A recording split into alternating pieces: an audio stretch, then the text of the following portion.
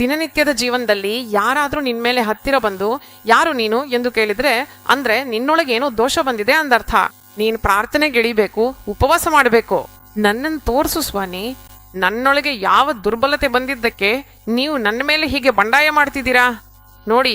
ಏಕೆಂದ್ರೆ ನೀನು ದೇವರಲ್ಲಿದ್ದರೆ, ದೇವರು ನಿನ್ನೊಳಗಿದ್ದರೆ ಮತ್ತು ದೇವರೊಂದಿಗೆ ಆಳವಾದ ಸಂಬಂಧವಿದ್ದರೆ ನಾನು ಖಚಿತಪಡಿಸಬಹುದು, ನಿನ್ನ ಜೀವನದ ಎಲ್ಲ ದಿನಗಳಲ್ಲಿ ಯಾರು ನಿನ್ನ ಎದುರು ನಿಲ್ಲಲು ಸಾಧ್ಯವಿಲ್ಲ.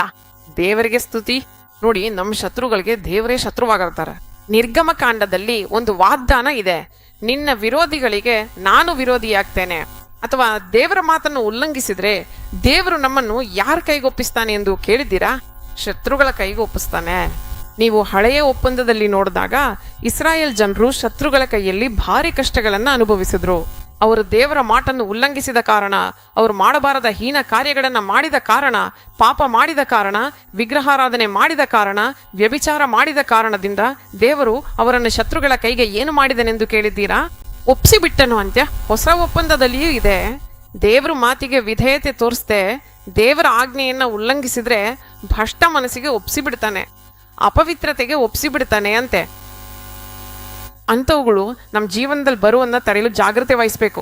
ಅದಕ್ಕಾಗಿಯೇ ಹೇಳ್ತಿದ್ದಾನೆ, ಇಸ್ರಾಯೇಲ್ ನನ್ನ ಮಾತು ಕೇಳಿದ್ರೆ ಎಷ್ಟು ಒಳ್ಳೆಯದು ಎಂದು. ದೇವರ ಮಾತು ಕೇಳೋದು ಎಷ್ಟು ಮಹತ್ವವೋ ನಿಮಗೆ ಗೊತ್ತಾ? ಅದು ಬಲಿಗಳನ್ನು ಅರ್ಪಿಸುವುದಕ್ಕಿಂತ ಶ್ರೇಷ್ಠ, ಮಾತು ಕೇಳುವುದು ಶ್ರೇಷ್ಠ. ಕತ್ತಿದ ಹಸುವನ್ನು ಅರ್ಪಿಸುವುದಕ್ಕಿಂತ ದೇವರ ಮಾತು ಕೇಳೋದು ಶ್ರೇಷ್ಠ.